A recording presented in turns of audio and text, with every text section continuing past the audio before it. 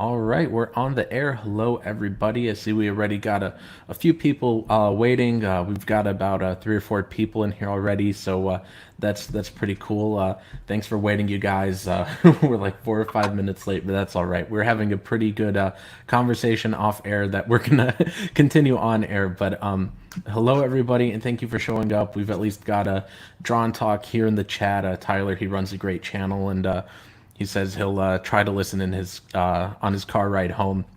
So he's probably not catching it live. But Tyler, thanks for stopping by. And we got let's see, we got a Prodmal here. Says hi Nasser, hi George. We got a Furious TV. Oh my goodness, I did not. I you know what that is. And I did not realize it till I clicked on it. I thought he was sending a face, but he's sending something else. He was trolling us yesterday, or day before yesterday, I think. He also says hello, George. Nice to see you here, dude. Nice to see we've got some people in the chat. And guys, please share this out, please. I want to get a lot more eyes on this project because George, I titled this something clickbaity. It's George Alexopoulos exposed, but the real thing I'm exposing here is just how underappreciated I feel his campaign is, and it's in the description, and I'm putting it here in the chat. But George, how are you doing today? I'm hurting, dude. I have so many secrets that have burdened my spirit, and I'm here to expose everything. Right. Right. We're here to expose quite a few things. But, I'm taking my pants off. That's how exposed I am right now. Oh my goodness. Let me look for this tweet. I'm going to retweet it. But we've got Colton in the chat. Nice to see you, Colton, one of our regulars. Furious TV says still sorry for your 7 children's. I'm not quite sure exactly what that means.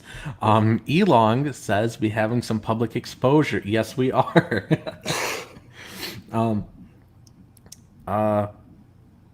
Did you have to tweet this out yet? I'm looking for it. Oh, sorry. No, I'm going to do that right now. That's right. Sorry, I got so caught up with our conversation we were having. It was a pretty good one, guys. I was getting so caught up with that I didn't tweet it out. Now I am going to tweet it out. So apologies while I'm a bit of a boomer now, guys. I have it copied and I'm going to tweet it out now. But yeah, guys, please share out this link and let's get some more eyes on this project because this is a great project. And let's see, we also got oh man, they taught me how to pronounce this guy's name, and I'm sorry I keep forgetting. I think it's Hervoge, something like that. I'm so sorry, man. But one of our regulars here says, "Oh," and Colton says, "Do you need to expose me, bro? I want someone to expose me." I think we're good. But anyways, so I do want to talk about this book for a little bit before we get back to some of the topics we sort of somewhat had lined up at the last minute. So I'm just going to share my screen here and we'll go through this, and I'm going to gush over the art because you're one of my favorite artists. And just what should people expect with this campaign here and with this story and with these issues? It's the continuation of the previous campaign. So if anyone was a backer of that, it's the previous one was issues 1 and 2. And this is basically 3 and 4. It's continuing the story. Well, it's continuing her adventures, let me say, because the first 2 issues were a sort of introduction to the character, ended on a bit of a cliffhanger. And these next 2 issues are sort of a self-enclosed story. So it's sort of a day in the life of Rosemary, this character. So she has her personal quest on pause, sort of, because it's not part of her daily job. And I want to show everybody what her job is called a contractor. So she's got a powerful exosuit that she wears. And she takes contracts as a freelancer and goes and does jobs for people. In this case, she thinks she's going to be fighting a monster in a certain country. And she gets wrapped up in this whole this royal succession plot that I don't want to say too much about. But Gotcha. Man, and I just really love your art. I know I say that every time we get on stream, and I just end up with just like, your art is so cool, your art is so cool, but it really is. And for me, I really love to read things in black and white, and typically I'm like, color doesn't matter. But when it comes to the way you color, I just really love it. It's like if every book were colored like this, it would just be incredible. And you wouldn't hear me say like, "Oh, it'd be better in black and white." No, like these colors make everything incredible. And I think you did talk about this last time you were on my stream. But can you talk about a little bit of your process here when you color these pages? Yeah, sure. I actually trained myself with black and white. So Gotcha. that was what I was the most comfortable with. And when you're doing black and white, you're only worrying about one value, which is 0% black versus 100%. And then, of course, there's grays in between. So you're only thinking about one dimension of color. So I trained myself to do that for many years. And let's say I draw myself Yeah. in silhouette, and there's a black background or a dark background. My skin is relatively light, so that what I would want to do is create a contrast. The dark background with my lighter skin creates a sort of clear line of this is where the character is versus this is where the background is. So when I tried to learn color, there's something called color theory, Yeah. which plays with the same principles of contrast, except now there are certain colors that work together and there are colors that work opposite each other, the way that black and white works. So when I'm painting, right now I see on the screen the clouds over there with the pink. Yeah. I've made a decision at one point to say, okay, pink is going to be my highlight color. Pink is the pop color. It's my white. And the black and dark colors is going to be blue, purple, a little bit of green might be a highlight color. So I'm deciding as I'm painting these clouds, for instance, I'm not thinking about color so much as what I want the eye to look at. So I'm sort of painting in a way of mapping the illustration out. Oh, I And it see just so exactly what you happens. mean. Another dimension is saturation. So we're talking about color temperature, warm versus cool. There's also saturated versus unsaturated. And then, of course, is brightness, black or white, and gray. So now there's three dimensions. So color theory is a bit of a pain. It has been a pain. But the way I approach a picture is what do I need to stand out and what do I need to recede? And I choose my colors based on that. So when you do a page like this, and forgive me if this is an awful question because I don't really draw, but when you have a page like this where most of it's clouds, how much of the clouds do you do? Do you just do like a vague outline so then because this is going to be in color, and then you're like, all right, then I'll just color this when I get there, and then you just sort of get rid of that outline, or what all did you like pencil when you did this page, or what sort of layout did you do? Did you just I, do like the little spaceship there, and you just colored in the rest? I actually I prefer to paint. How do I put this? All right, so the American system of creating a comics page is you got the penciler, inker, flats, colors, and all that stuff, right? Right. And I think what happened, unfortunately, is there's a lot of unnecessary steps between if, let's say, I need the penciler and the inker to communicate certain details. The penciler will do additional work that will never be seen, like shading. And the Yeah. inker has to interpret that stuff. So what I actually do is because I skip all those steps, I might do a vague outline very quickly in pencil, and then I'll just jump directly into my flats, which is the first step of coloring, just Hmm. kind of splashing down some colors and getting a feel for the composition. And after that stage, maybe that takes 15 minutes max. The real fun is discovering the picture. So if you've ever seen Bob Ross, Yeah.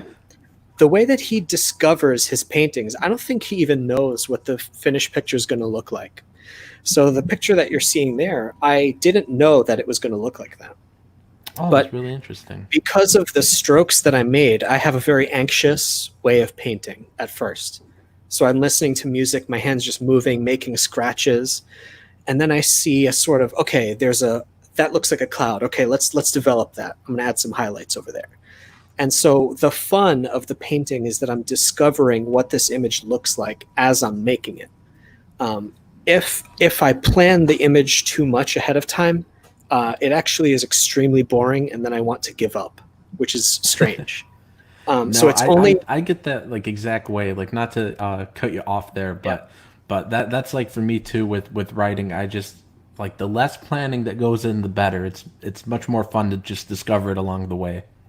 I was reading about that exact process in Stephen King's book on writing, Yes, something yes, like that. that's one of the only good books about writing that's not pretentious. I think most of them are pretty pretentious, but that one's Yeah, good. And he mentions this one, but E.B. White's Elements of Style is another great one. I'll Those write are that about down. the only two good ones so far. Okay. Although Shirley Jackson has one I did just order.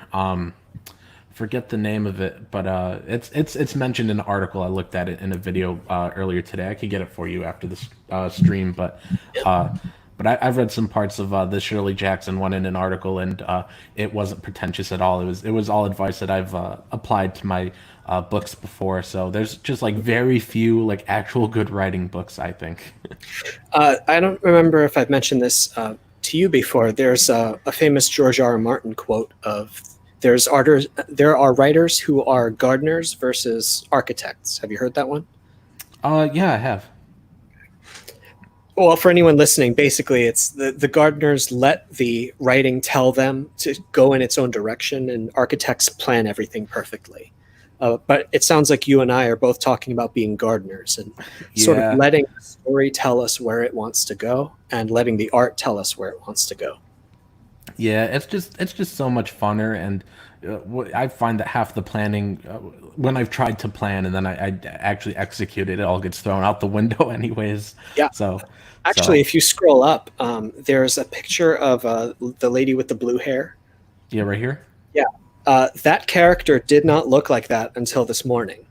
Um, Oh, that's interesting. so I'm in there's a continual process of, I'm not going to say what she looked like before. It doesn't. All right. Well, maybe. All right. So it's an aquatic story. So she was Yeah. actually a fish lady. So like she had a fish head, Hmm. and it was supposed to be funny. But then as I'm drawing this, I was drawing this as a morning warm up. And then I gave her blue hair, and there's another character with blue hair. And I said, wait a second, they look like they're related. And this picture looked so cool and aquatic. I'm like, wait a second, this is what this character should look like. So I didn't plan that. And I wrote the story, I thumbnailed, everything was ready to go, is ready to go. But then just now I decided this is what the character is going to look like instead. Yeah, that's the cool part is discovering like all the plot twists, or at least for me, like most of it's like like a plot point that just sort of just happens on its own. Because I'm not doing like sketches like this or drawings, so that's something that I've never discovered was like the look of a character. But that's sort of the same sort of thing that happens to me is just discovering who they are or what the story is just as it goes. I think that's really fun. And one other question I have for you, though, is for those that are just finding out about this, which is the tier that includes all the books? Is it this missed shot tier? Is that the one? Or Yes, Mist. Yeah, Mist Shot was the first two issues. That's yeah, the story. That it was called Mist Shot issues one and gotcha. two. So Thalassania is the new one, issues 3 and 4, and then there's a tier with both of them. So you can Oh, get okay. 4 issues in that one tier. Yeah, and one thing I think you do that's really cool is you've learned how to print these and bind these all on your own so you don't even have to wait on a printer. You just have it in your house, and you just figured out how to do the whole process. What was that like? Uh, it was a little bit of trial and error, but I had the luxury of working at a print shop. Forgive me if anyone is hearing this and knows the story already. I worked at a print shop for over 5 years, early in my career, in my 20s. And I had access to all of the printers that allow me to make comics and posters, trading cards, bookmarks, everything.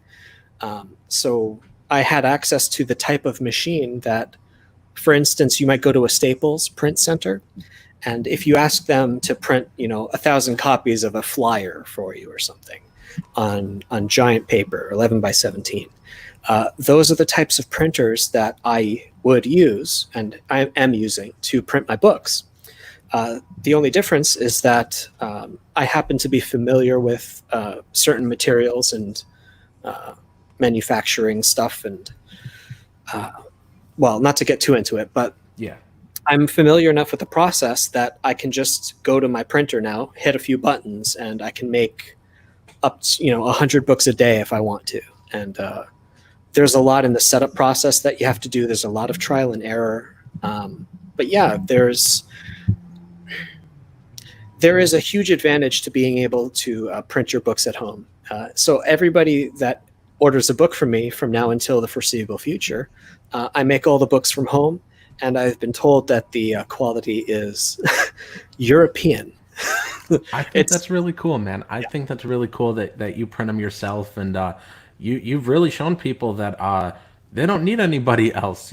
They could just do it all on their own, even down to the printing. And I remember, I mean, not to bring up any of that stuff, but I just remember when you first suggested this to people on Twitter, and they were like, they were just bashing you, and I was like, well, it's not a bad idea. Like, it's certainly possible. Like, and especially because all you said was like, well, why don't you just get a printer and do it yourself? And everyone was like, oh, how dare you suggest that we print it ourselves?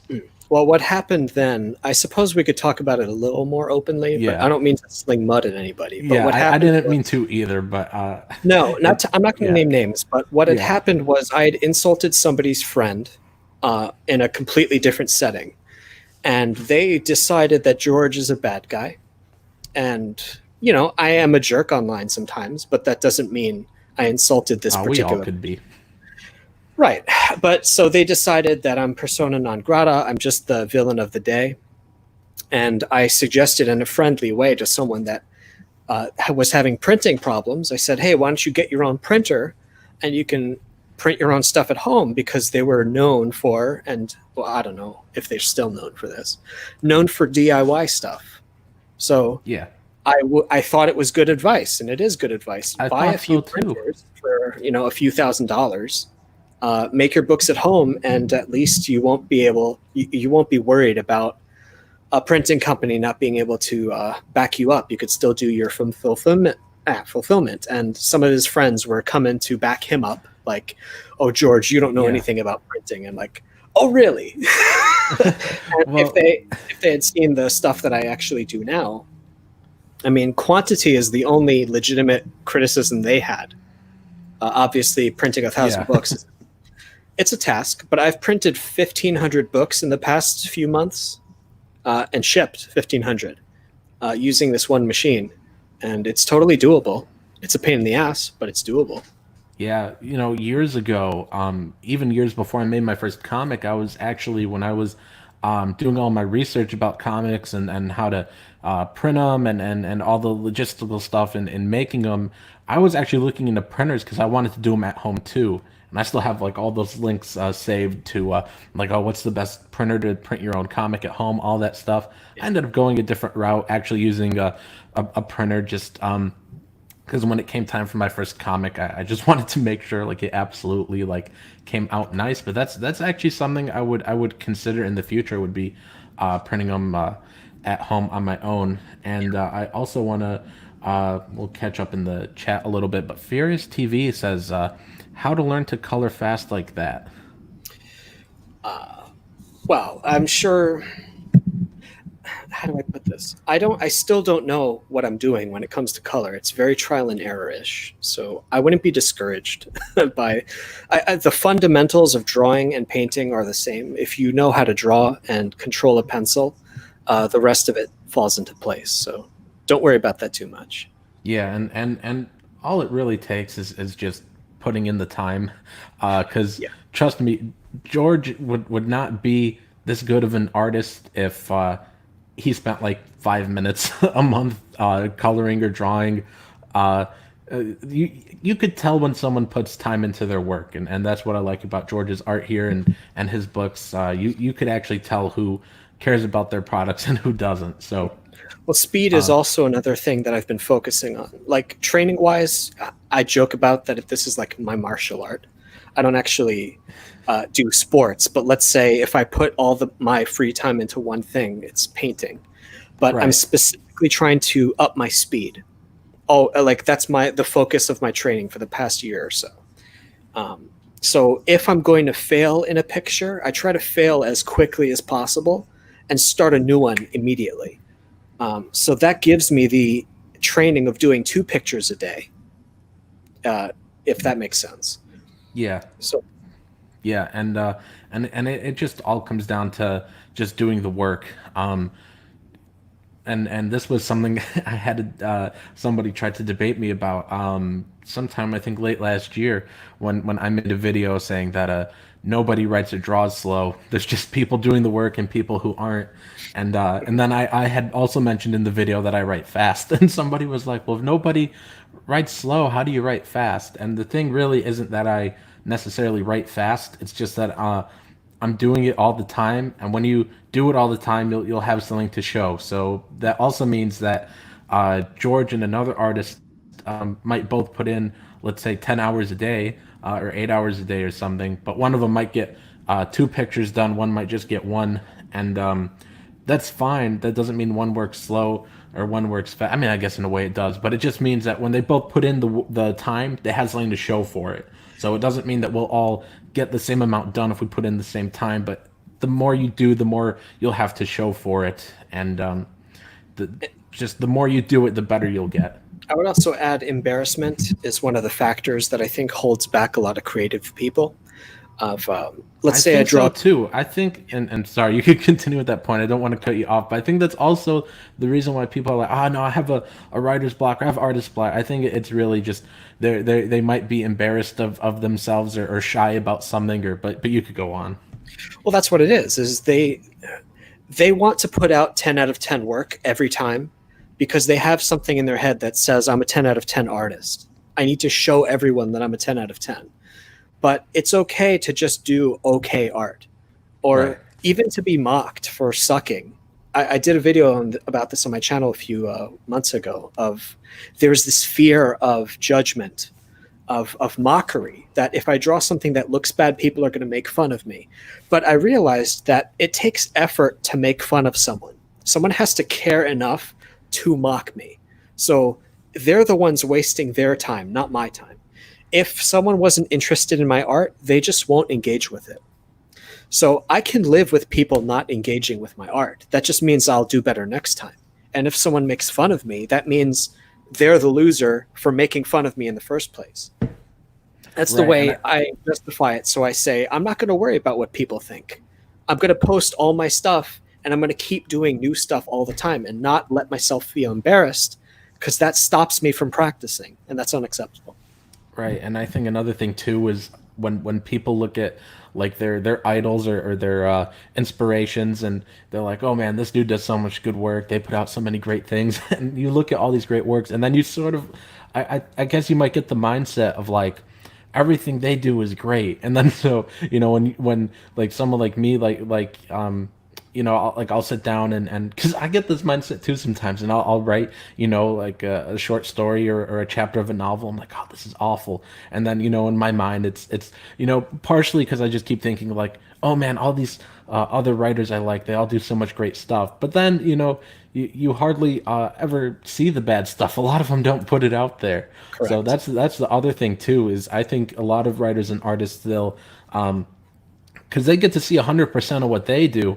Everyone else, I don't know an exact percentage of other people's work that they put out, how much it is compared to all the bad stuff they've done. But I mean, we don't always get to see the bad stuff, and that's what I think is part of it too. Is you might sit there and think, oh, everything this artist draws is like 10 out of 10, or every book this guy writes, it's amazing.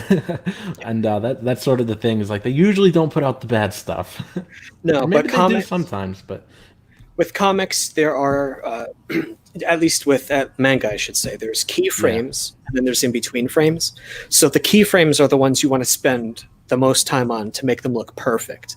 But in between frames, just carry the narration between keyframe to keyframe, and those are the ones where maybe they won't look the best, or you won't spend the most effort on those.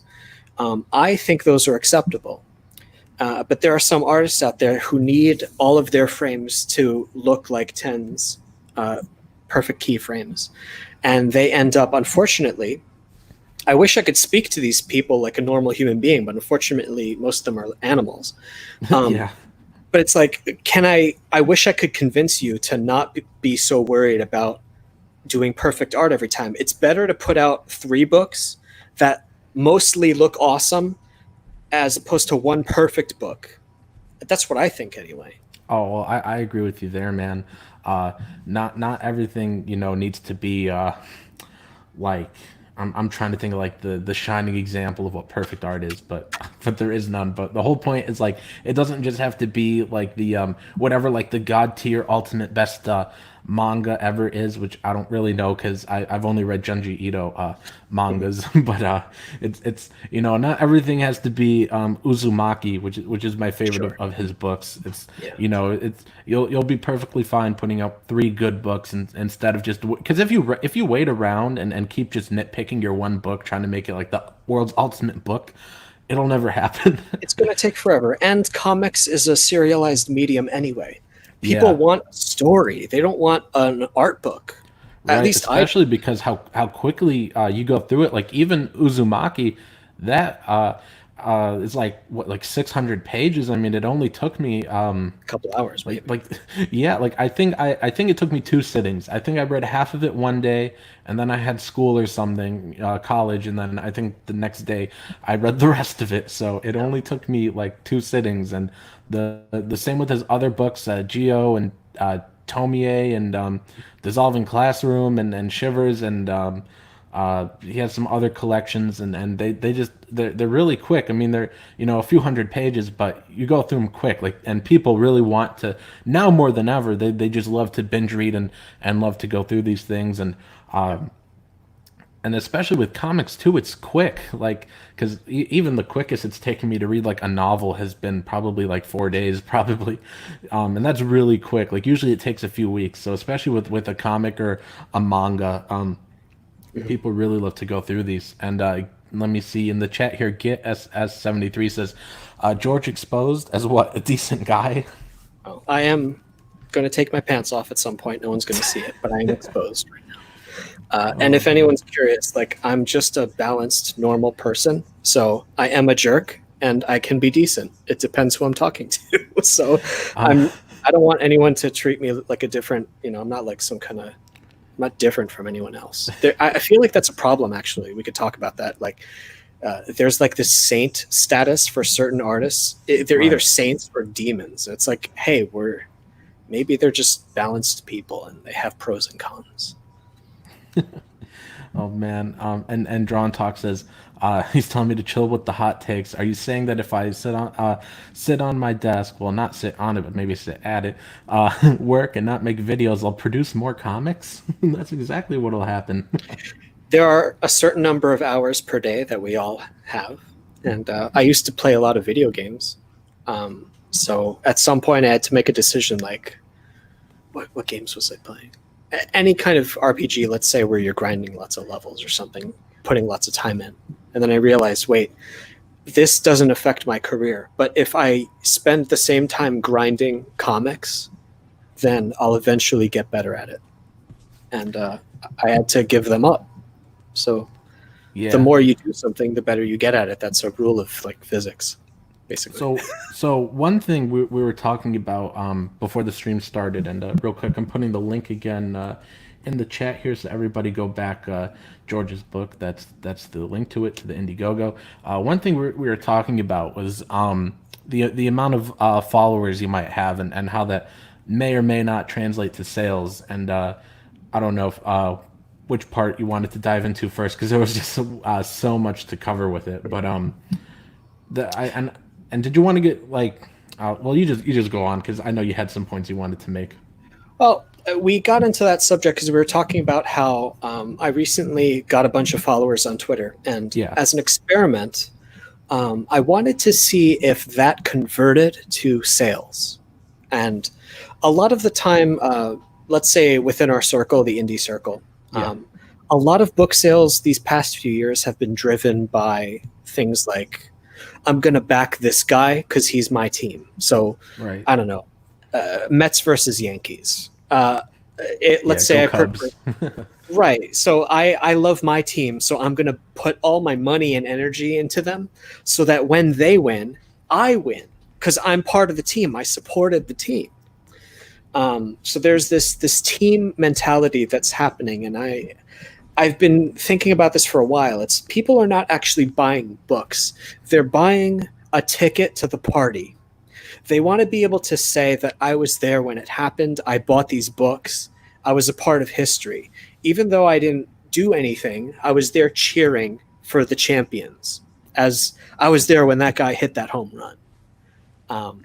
So because I don't believe in that sort of marketing of like, I'm not going to use someone's name intentionally to make fun of them or to dunk on them. I don't want to do that to sell books. I wanted to see if my follower count, just the raw follower count, can convert into sales. So I'm in the process of experimenting with this. Obviously, I'm talking to you, and I enjoy talking to you, but there's like shows that you could go on and talk to people, and that's like a soft form of advertising, I suppose. Yeah. Which I think is wholesome. It's fine. Yeah. But then there's the aggressive form of advertising. But then there's also the separation of, are we really buying books, or are we buying a story that we get to participate in?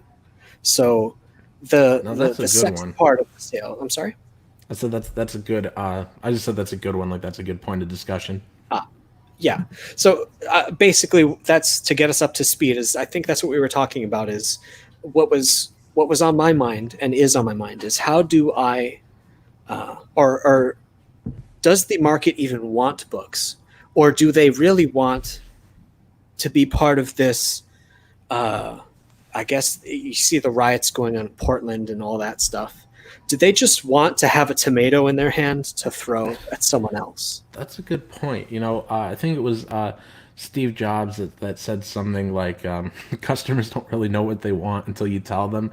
So I guess to one degree, that might be true, because none of us, when those things came out, like I think it might have specifically been about the iPhone, I think, or maybe an iPod or something. I forget. I learned this in college a few years ago, but the whole point of that is that when that technology came out, like nobody before that knew that that's what they wanted. People, and like going back to maybe like 40 years ago, like they were just content with their Walkmans, and they never knew like, oh, I would rather just have all this music on my phone. Like I like vinyl, and I have a record player, but like if you go back even further, it's like people with vinyl were never like, oh man, if only I had a Walkman, and then it comes out, and then there's the whole transition. So I think part of it is like people, you sort of gotta just tell them, like, because otherwise they're just not gonna know. But I mean, I really wish it were just more like I could just put it up and it'll just have sales, because people might think it's cool, but there really is just a lot of advertising that really needs to go into it. And I think there might be times where something might take off without that big push, but I think especially in the indie world, you really do need that push. And I think a lot of people might just buy it because they like you, which I would rather just people just buy it because they like the book. Mm-hmm. So at least that's me. If anybody's planning to buy my books, please just buy them because they sound cool, and not just because you're a fan of me as a person. Like if you're a fan of my writing, go ahead. But if you're just like, oh, Nasser's cool, I'd rather you just buy it if you like the books. But that's just me. Well, we're coming at this from the perspective of an artsy, creative type. We want to do a good job. And then there are people who just want to make money, and there's people in between. And I wouldn't judge any of these people, I suppose. But there's something, I tweeted about this last week. There's something that has sort of black-pilled me on this whole. I was thinking about Image Comics. I was listening to an argument between Todd McFarlane and a journalist from, like, I want to say late 90s, something like that. They were debating each other. And I recommend people actually look this up. It's a debate. But basically, I was realizing that Image Comics, as talented as those artists were, I think the reason that they made all those sales was because people in the industry legitimately thought it was a comics revolution. And they really wanted to be part of it. Change was happening. Image was the coolest thing in the world, and everyone just wanted to be there when it happened. It was sexy, it was interesting, and I realized there's a separation between the content of the books and the narrative that something mighty is happening. This is a revolution. Well, that too, and I also what might be part of it. I mean, there's like multiple aspects. Like there's that, and there's the big comics boom. But I think also part of it might be that those guys all walked away from Marvel. Now maybe people want to see what was so worth walking away from that steady paycheck that you just knew was going to be there. And those guys were selling. I forget the number by now, but out of Millions. well, I was going for another number that was like out of the top selling Marvel books. How many of those guys had worked on? Oh yeah. And there was like some crazy number, like all but a few of them, those guys had worked on. And so just to walk away from that and do something else, I think there was a lot of interest with people to see what was so worth it, see what was worth starting this company. And I think a lot of it though was also probably just like the speculator market and just like, oh man, Spawn #1, it's gonna put my kids through college and I'll retire on it and I'll buy 10 cars. Like that was just the mindset back then. There was a lot of hype back then. Understandably, there was a sort of, I mean, mom and pop shops, as far as I know, came into existence because of that hype train, if I recall, and a lot of Yeah. them closed soon after. Oh, totally. Somewhere like 70%, I heard. Yeah, and a lot of like distributors also came into business there and then just died like flies, just Well, left and and right. Diamond ate them. Yeah. But what's interesting is I think in regards to our generation now, what we're trying to do with indie comics is there's a similar sort of hype, but I'm realizing that in order to sell a book, the book does not have to be good. In fact, That is also true. I'm trying to look at this from a scientific perspective. I'm not a scientist, but I'm looking at every case and I'm saying, wait, this book is objectively not good. And that's no disrespect to the creator, but it should not be selling as much as it is. There's no reason.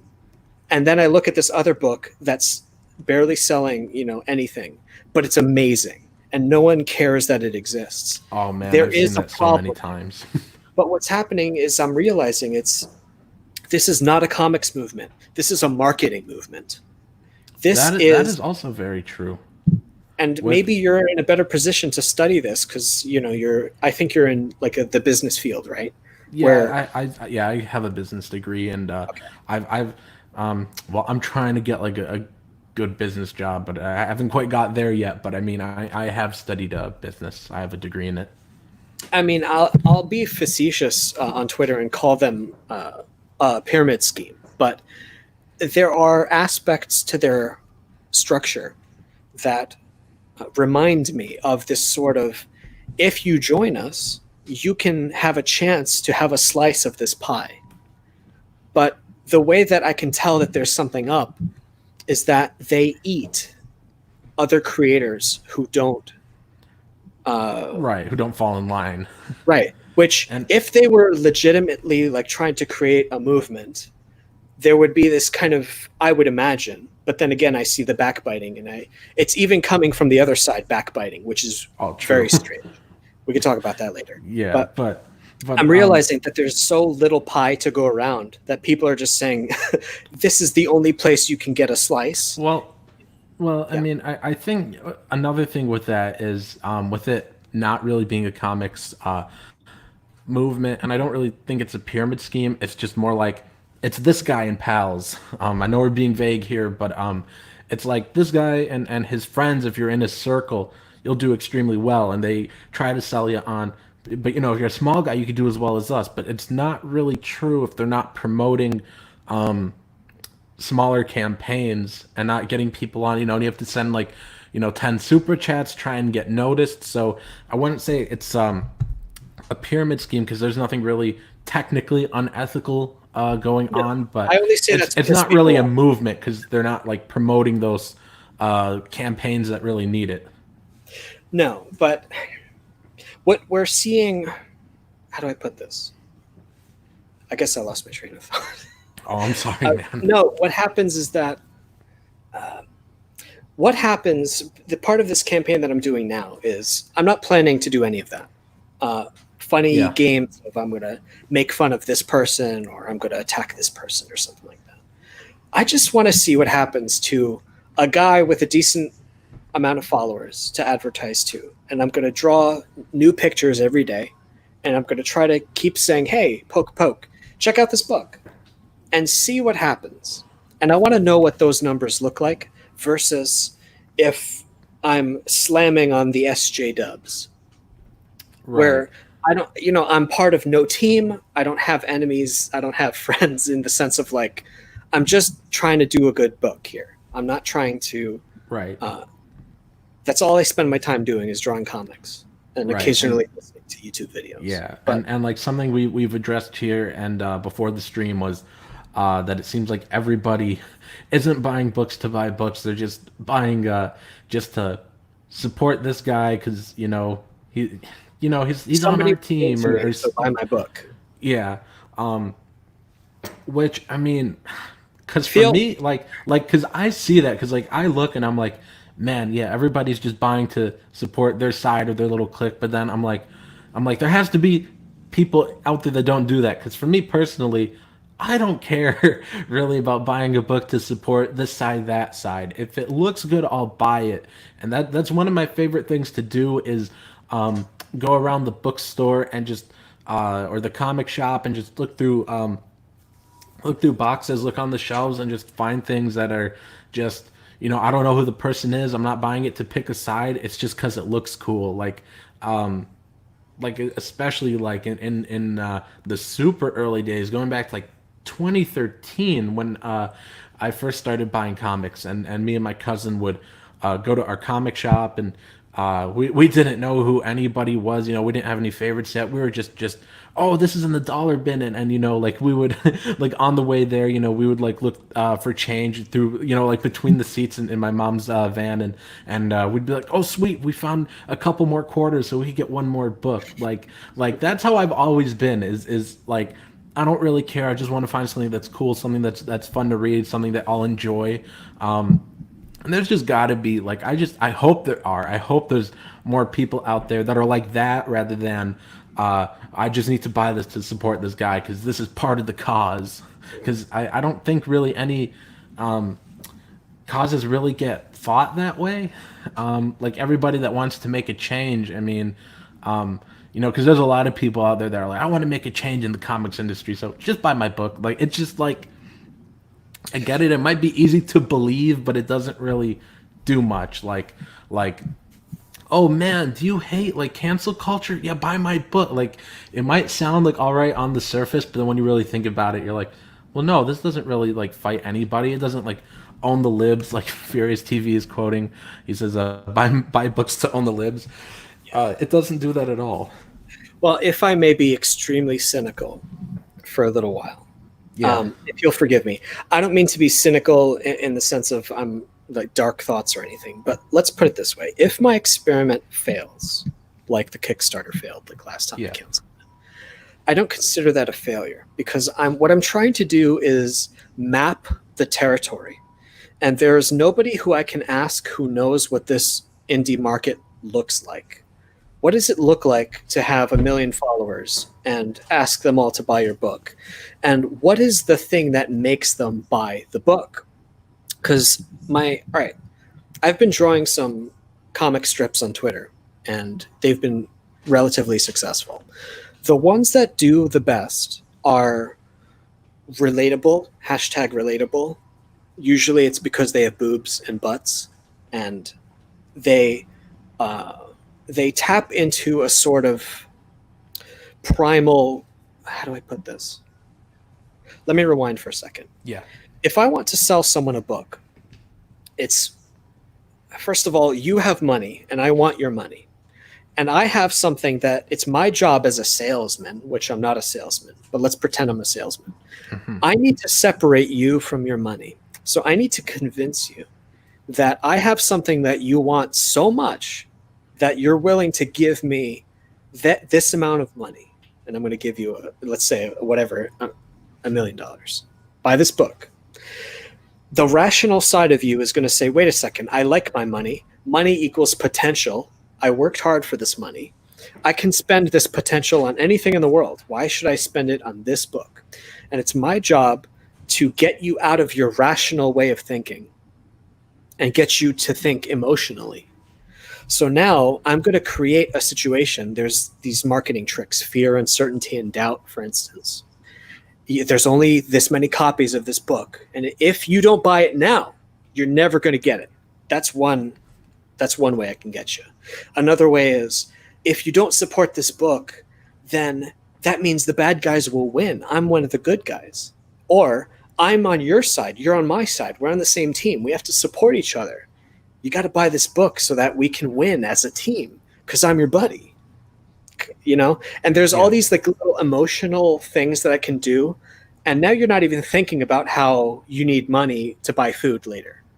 You're thinking about how you're angry. And when you're angry, you're not thinking rationally anymore. That's true.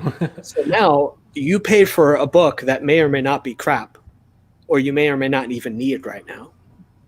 So that's I personally can't stand the salesman side of things, but I also realize I'm making books to sell. So there's two opposing things. So anyway, I think I think as far as the salesman, I would just at least what I try to do is I just try to say, if you like, for me at least for my books, hey, if you like horror, you like scary things, this is for you.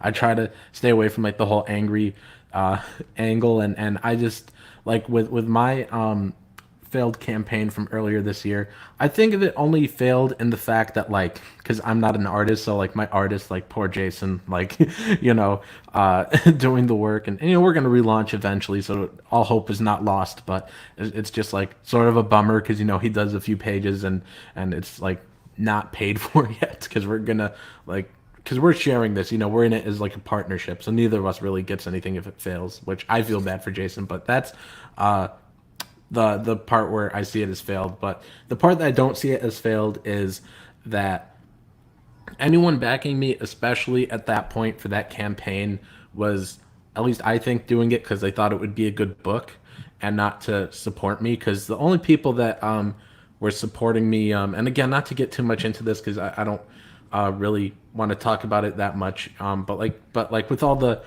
smearing that happened when I got smeared, like after that, the only people that were still on my side were people that were like really in the know, I guess. They just paid like close attention to a lot of stuff. But the people that supported that book, I think, didn't do it for any of the drama stuff. I think they just did it because they thought the book would be good. Especially because like when you see like somebody supporting a book because of the drama, at least for me, like sometimes I'll see on Twitter like SJWs hate this guy, so back his book, and like I never see that for me. Like I never see anybody say, "Oh, this comics movement hates this guy, so back his book." So I at least think that people, at least I'd like to think that people were backing it because they thought it'd be a good book, and especially because like a lot of the drama stuff that I talked about, after the campaign, I did not want to mention it during the campaign because I did not want it to turn into back me because of drama, back me because you hate this guy. Which after, and as soon as it ended, well, even before it ended, I had people messaging me that were like, you should have been doing drama videos because then you would have got funded because people would back you because I hate this other guy. And I was like, well, that's not my real marketing plan. That's I would be miserable if I had to go my I almost said my whole life, but I'd be miserable if I had to go one book or one campaign just selling it off. Oh, but you hate this guy, don't just back me. Making creative things like a book takes time and energy. And if you're putting your whole heart into that, you don't have a lot of time for marketing and all that stuff.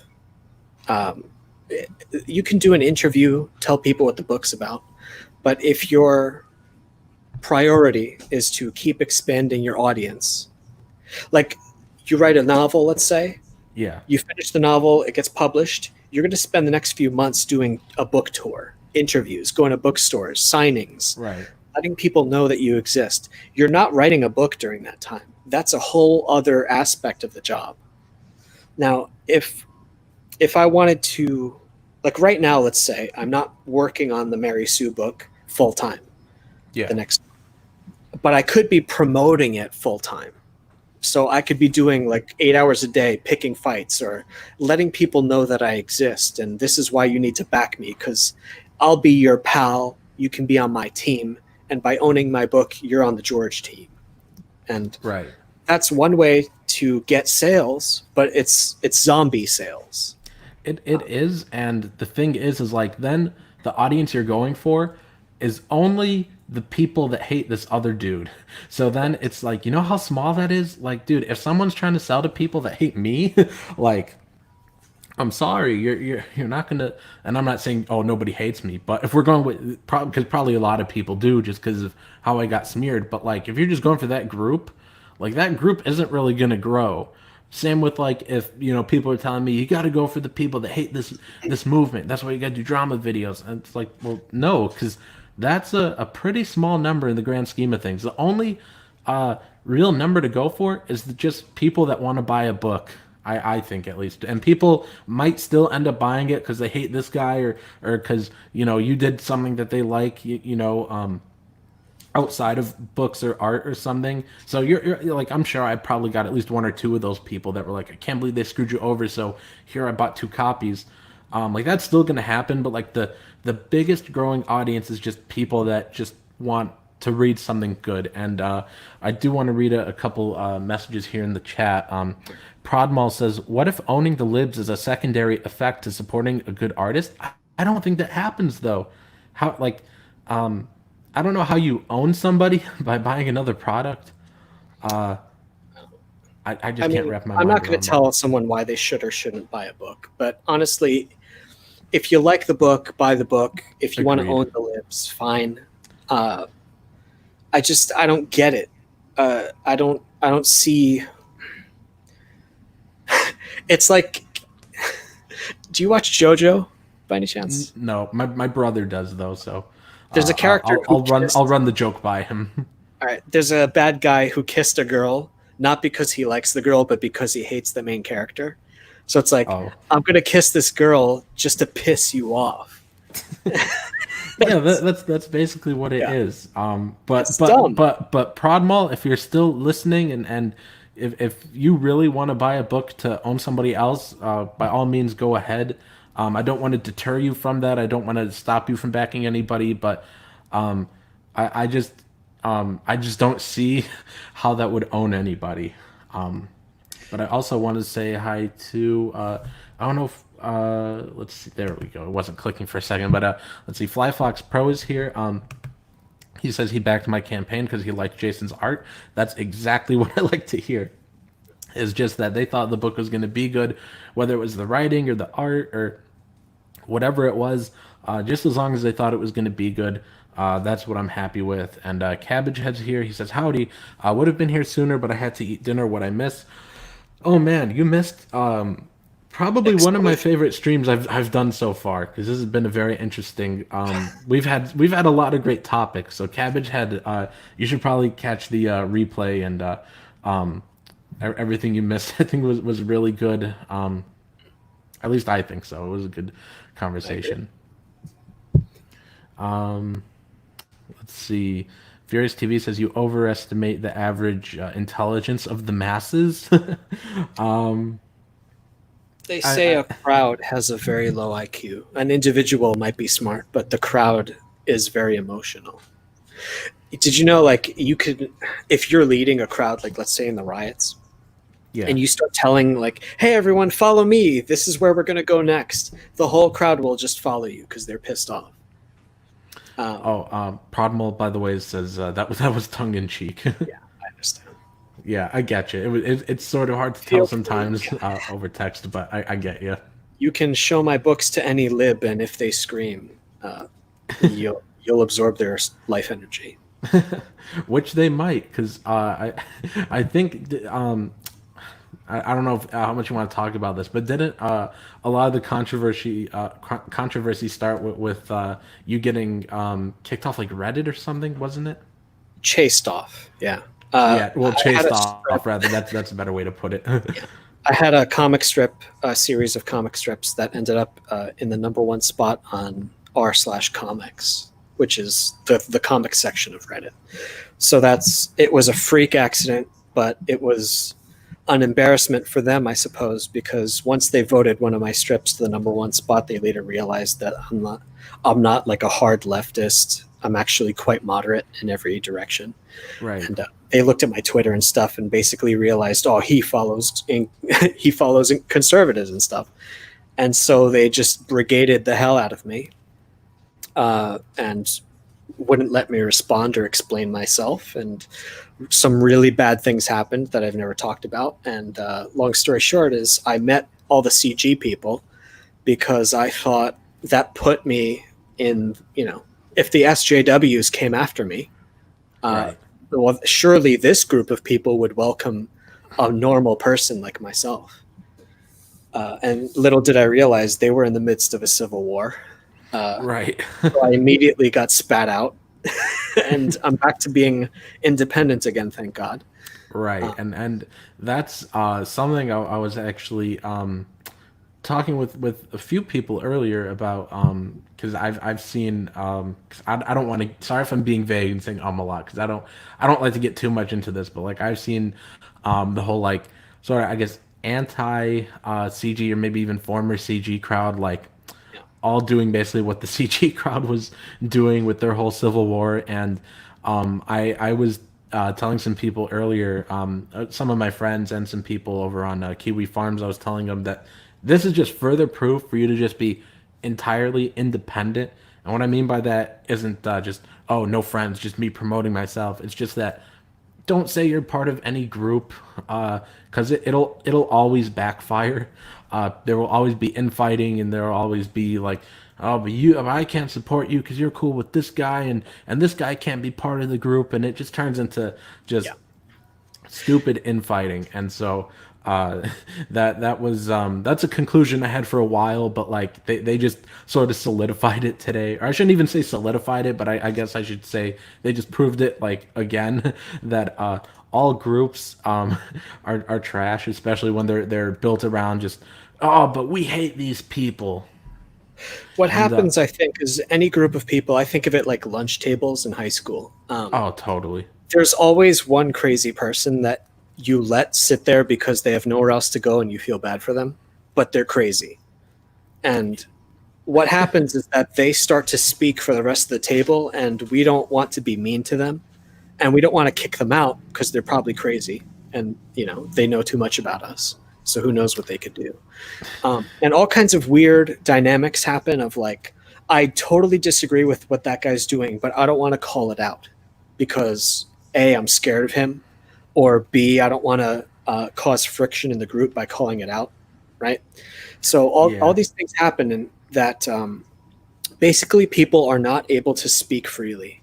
And what happened to me in high school is that I decided I'm just not going to sit with anybody. I'm just going to float around between tables, and I kind of know everybody nice, nice guy George, whatever. I'll be friendly to whoever's friendly to me. I have a few close friends, and that's basically it.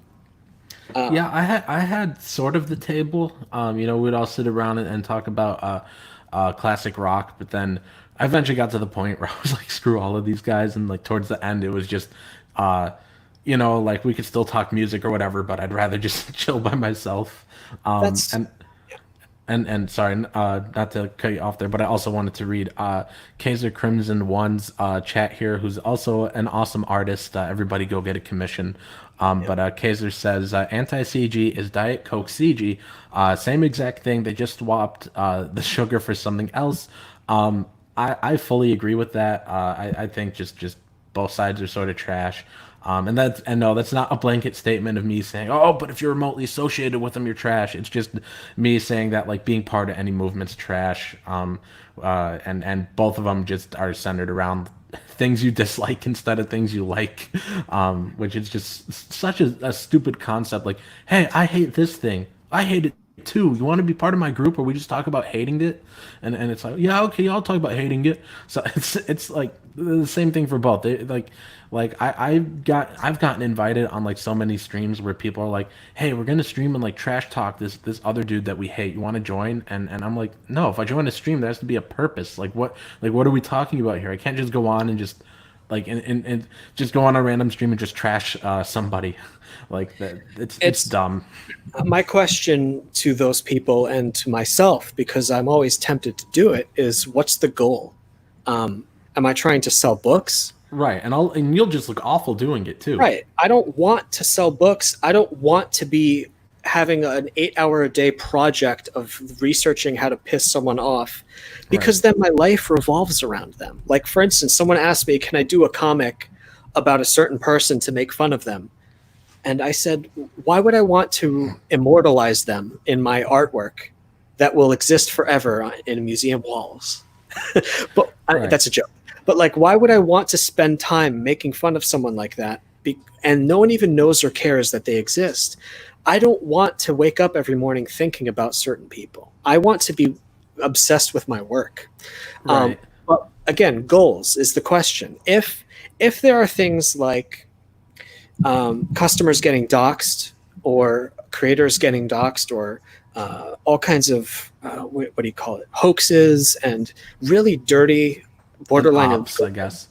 those are things that I am very interested in the sense of customers need to know that there are dangerous people out there who have people's addresses, and you got to be careful around those people, or don't interact with these people because there's some really shady stuff going on. um, I'm very concerned about that, and I'm in Right. alignment with a bunch of people And about that.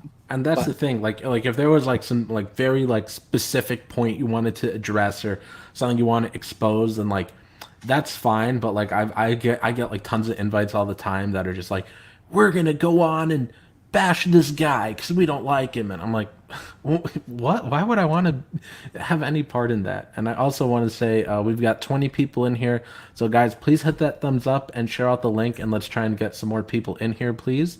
To hear this very interesting conversation. This is honestly one of the best streams I think we've ever done. oh, And let's see, Okami, I think, I hope I say that right, says having a pen name on Twitter for your art seems safer. I'm not too sure on that one because I don't.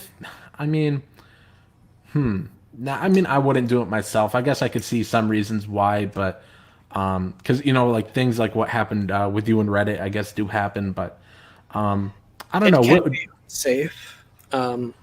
Depending, see, my thing is, though, any number of accidents can happen that can reveal your identity, like Yeah, a website hack or something. So eventually people might find out. So why would I give them the opportunity to have that leverage over me? And we've seen people use leverage around the communities that we've talked about, where they know certain things about certain people, and that forces them into some really bad positions. So a pen name to me seems like it can be a liability. If anyone knows your voice, your face, they're going to find out your name eventually. That's my theory, anyway. And anyway, I'm proud of my work, so why would I hide? That's my thinking. Even Charles Schultz had his phone number in the phone book, so people would just yeah, call him and say, "I like your comics," and he'd say, "Thank you." right. Which I God think, bless him, he made some good books. yep, he was. I've studied him very passionately. He's an interesting guy, manic depressive, but he was very interesting. Yeah. And let me also see what else is going on in the chat. Ray Thulu says, I could sit at whatever table I wanted in high school. The fact that I was selling herbal pain relief had nothing to do with it. That's a lot. Alrighty then. And I have been posting the link periodically here, guys, for George's book, Mary Sue, which we'll take another look at soon. But it's also down in the description if you prefer to find it that way, or it's there in the chat. Flyfox Pro says, I ended up in the library by myself most of the time. I was the weird kid that they let be in the group. That's fine. There's nothing. I mean, weird kid as in the kid who would like light things on fire and make everyone else look bad. You know? Oh man, no, I was the weird kid that read books. Like Yeah, me nobody too. else I did. would skip lunch and sit. We called them cubbies. Next to the library, there were these little windows where I would read. Like I know this sounds like one of those like fake memes or something, or like one of those like made up stories that are like, and everybody clapped sort of things. But like there was like this dude in one of my classes. He like really loved the Iron Man movies, and then when I was reading an Iron Man comic one time in study hall, he's like, "Why are you reading that? That's so childish, man." And then I was like, what? Don't you watch the movies? And Yeah. he's like, no, isn't that lame? And like, I know that sounds like one of those awful fake like Reddit posts, but like, like stuff like that would happen to me. Yeah, I think that's just we're seeing high school stuff all around us, even online, where it's in Yeah, order to make myself big, I have to make someone else small, and I don't dig that. yeah. Um, let's see. Just saying says I don't know anything about anti CG, but what little I've seen of CG just seems to be 8 hour streams of narcissists playing dress up. Well, the thing about anti CG, I guess, is there's like I guess it's not as official. I want to say like they don't do like an 8 hour stream every night or anything.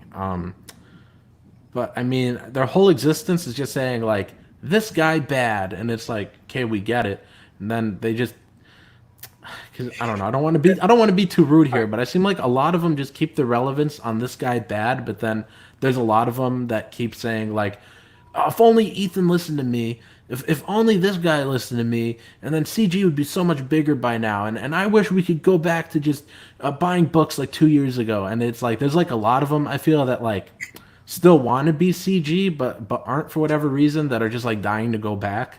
They're just like, if only Ethan liked me more than his lackeys, like they want to be one of his lackeys, and like that's the sort of thing about him is like CG and anti CG are both pretty stupid, but it just reinforces like what I was saying earlier about just be yourself, just don't be part of any group. Just try and sell on your own merit, and I mean you know you could have friends and promote with friends and all that sort of thing, and you could have your group of friends, but saying like me and my friends we're called this group or we're called that group is uh just it's just a really dumb move.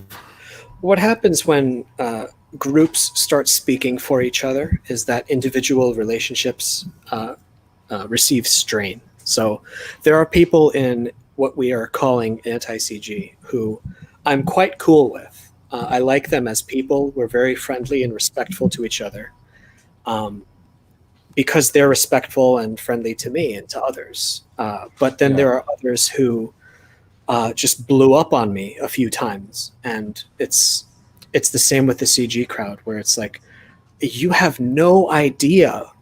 Like you have this caricature of me that you think that I am. You don't know me as a person. You have no right to be saying those things to me. And I noticed that the group thinking is very much like, what are we going to do as a group, as Oh opposed to man.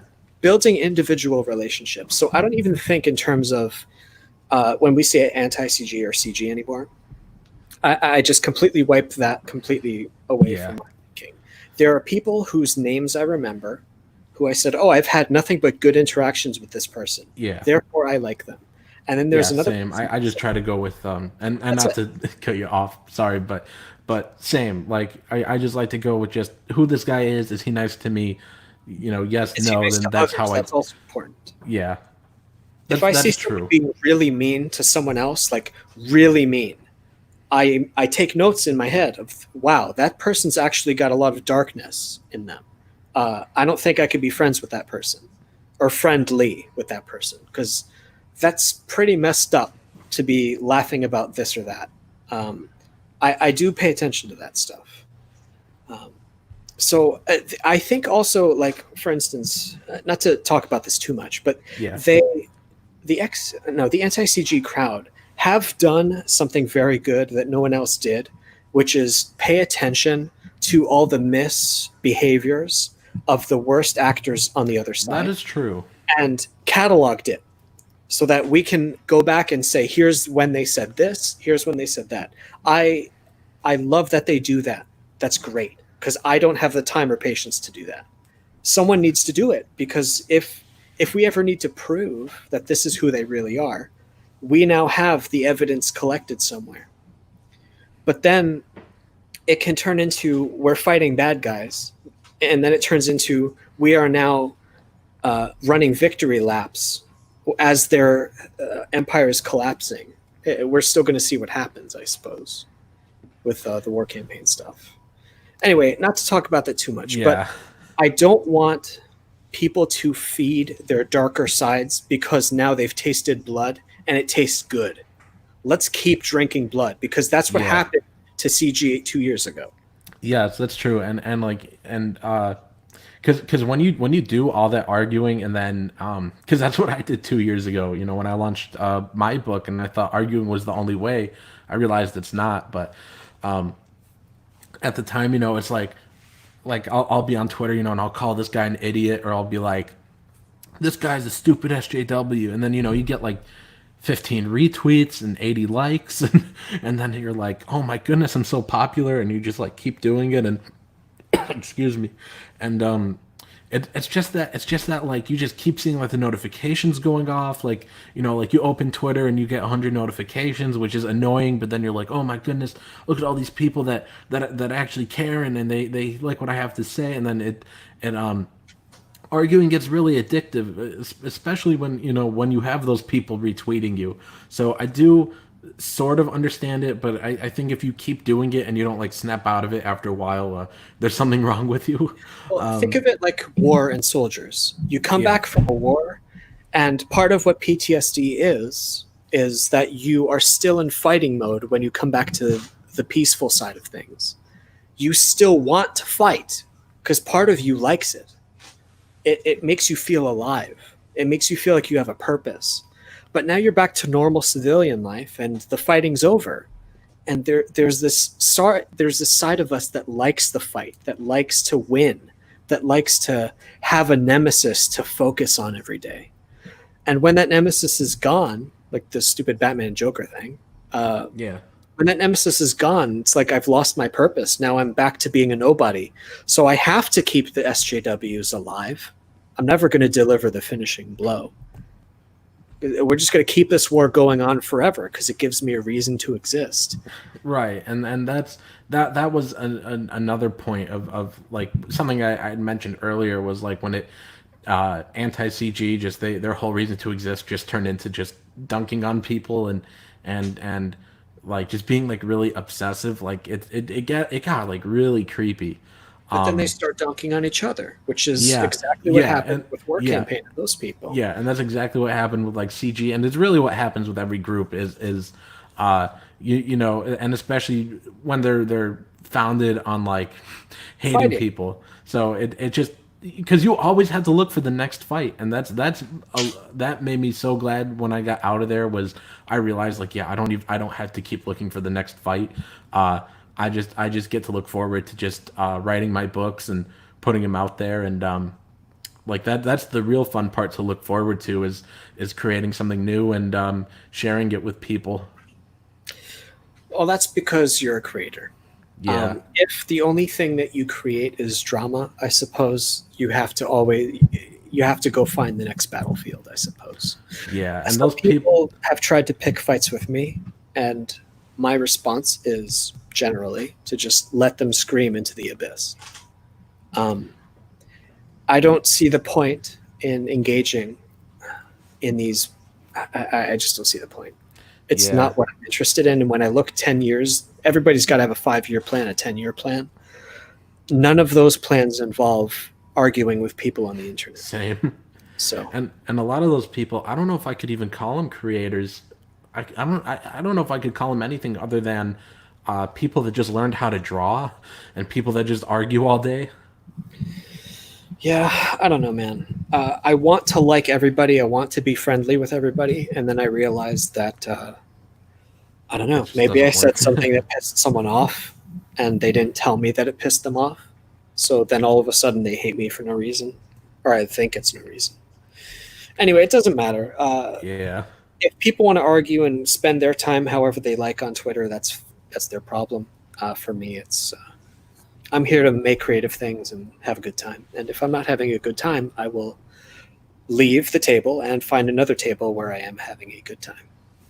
Yeah, and I'm gonna share my screen again so we could take another look at the campaign. And we got about 18 people in here. So guys, please hit that thumbs up and share out the link, and let's get some more people in here and get some more eyes on this campaign. I really would love to see this thing funded. It's a beautiful book. It's got great art, and although I haven't read it yet, I love everything that I've heard about the story. And George, he puts a lot of time and love and effort into these pages and into his craft, and down to the printing. Like he's printing these at home. He's learned how to print them, and although I don't have a copy, I have seen pictures of them, and I've seen people talk about them and review the quality, and I have not seen any complaints about them.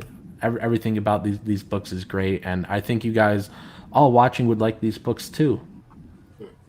If anyone wants to, these books are rather expensive. If you want a cheaper sample of what I do, you can see my Etsy store, which is called Studio NJ, as in New Jersey. And I have some books that are relatively cheap over there. My Okay. latest book is called Bad Dreams, that some people might like. Oh yeah, I've seen you post some art of that. That's black and white, but it's still a good sample of what I do. So if you like that, I'm pretty sure you'll like Mary Sue, although they're different genres.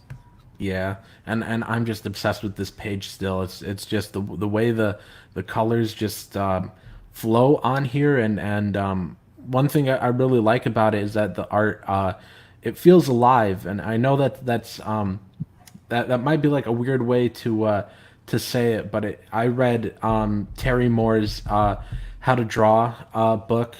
Even though I'm not an artist, he's one of my favorites, and it wasn't an expensive book at all, so I read it, and he talks about being able to draw the wind between the trees, I guess, and that's something that I see in here, that it just feels alive, like you're drawing the wind, you're drawing the invisible stuff that brings it to life, I guess, like the difference between like a corpse and somebody alive, or between a just drawing a tree and drawing a tree, but also being able to draw the wind, making it alive. That's how these pages come off to me, especially that one with the clouds. That just there's just like motion in it, and these pages too, and I think I might have seen a couple of these. I think some of these right here might be from issue 2. I think, yeah, it says it right there.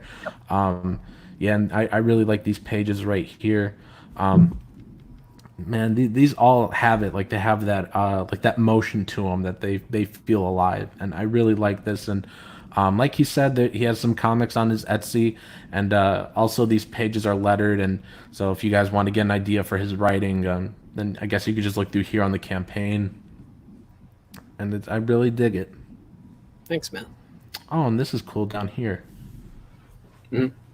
So how do Well, people get these? those are part of. I should just sell them on my Etsy store. Actually, they're these little tokens that we make out of a bunch of different materials, including like dyes and inks and stuff. And you encase them, Oh, and cool.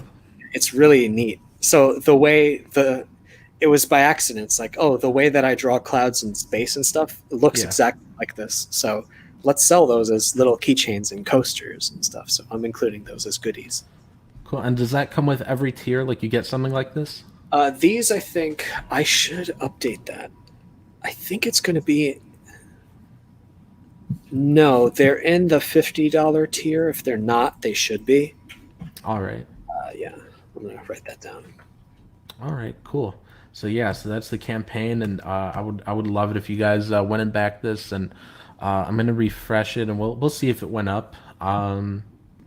It's okay if it didn't. No, That's no, it stayed the same. But that's all right. But guys, please share out the link to Mary Sue.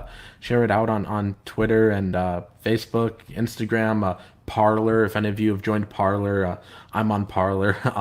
But if you guys are on Parlor, Twitter, Instagram, Facebook, wherever, if you have your own YouTube channel, please share out Mary Sue. I would love to see more people back it. I would love to see more eyes on the project, and I'm putting it here in the chat, and it's also down in the description.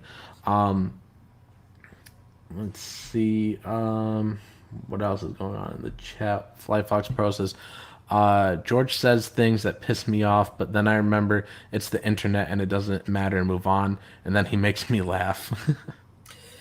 uh, I'm sure if we all knew each other in person, it would be a lot easier to forgive each other Right. for things that I say things that piss people off all the time in my personal life, and they're like, "Oh, that's just George." So like, That's what Yeah. a balanced person is. It's very easy to only see one side of someone online. Thank you, Fox, for having a broad understanding of human nature. Thank you. And let's see. We have Birdie in the chat says already backing. Well, that's awesome. Thanks. And then Okami, I hope I said that right. Let me know if I said that right. It says George tweeted the link and he has 12,000 followers. What can we do? That's part of this experiment. Is I want to see. There's something called the 10% rule. They say that 10% of your followers total across all platforms are the kind of people who will be your customers. So I want to see what percentage of my people buy this book without any stunts. And I want to test, I want to see. I just want to see what happens. Yeah. Yeah. So, and also, what all you could do is just share it with your friends that might like this kind of book. I'm sure anybody that likes comics would like this book. It's just got beautiful art and of course I haven't read it yet. I do want to soon, but the story all sounds great and the art's beautiful and anybody that likes comics, I'm sure they'll like this book. So just share it with them. Back it if you can. But that is part of the experiment, like he said. He was just trying to see just how many of his followers will just buy it just to support a book without. I guess I don't know if I want to call it gimmicky promotion because it's not all gimmicks, but I guess it's just like on its own merit without like. It's kind of hard to explain, but you I call explained it it drama perfectly early. marketing. Drama Yeah, marketing. yeah, without like the drama marketing. It's just the sort of just he just puts it out there and just sees what'll happen. Yeah. I'll just post new art every few days, tell people that it exists, remind them, and we'll see. Yeah, we got a booster kiwi in the chat. I don't know if you ever watch Drawn and Quartered fan Yeah, edition, but he he always makes me always, laugh. yeah, he's my favorite artist out of all of them. I just really like it. I like his goofy art, and I'm not usually able to stick around for a whole stream, especially when it goes 2 hours. Although it is a good stream, it's just like I just cannot tune in for 2 hours. But I always like his jokes on the stream. He's one of the best people on the stream. I love Booster Kiwi. I've made a joke before that me and him will make like a Microsoft Paint comic, Mhm. but who knows if that'll ever happen. But I would love to get Booster Kiwi on the channel. Booster, if you're still here, you could come on my channel one of these days.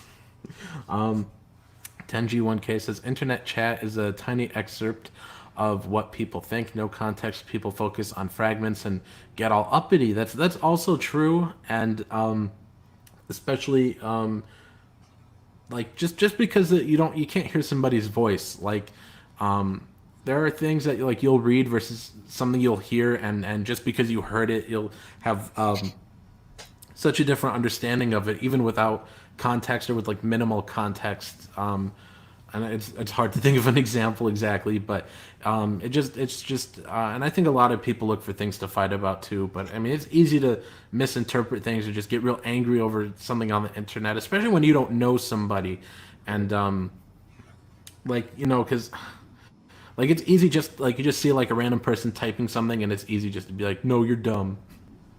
Straw man, that's all it is. They want to Yeah, be mad at someone, so they create a dummy to punch. Whether or yeah. not that's really us, they don't care. Yeah. Let's see. Birdie says, I'm getting an extra set, but I have to find someone to whom I can introduce the series. Well, that's Wow. awesome. That's awesome that you're getting an extra set, man. And really anybody that likes comics remotely, like I'm sure they will dig this book. Shoot. Booster says, let's make it happen. All of the above. Okay, Booster. I will get you on the channel soon. Whenever I do my next stream, I'll send you the link. And Just Saying says, over the weekend, I made it halfway through the Eclipse Theater. I wanted to ask you if you would talk a little about my two favorites so far. Sure, yeah, I could do that. Well, I could do it here, or I could actually, if you email me, I'll just make a video about it. Actually, that might be better. For me to take another look at them and go more in depth. I could actually do a video about that if you want.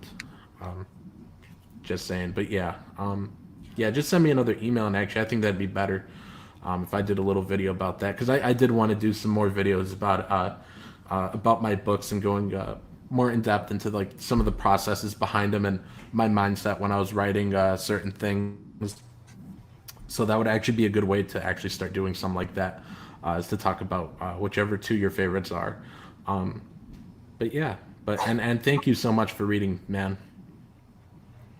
And I'm going to put the link again here for Mary Sue. And like you guys all know by now, it's got great art, and George has put a lot of time and effort and love into this book. So I hope you all will get it and help spread the word. We've been going for almost an hour and a half, and this is actually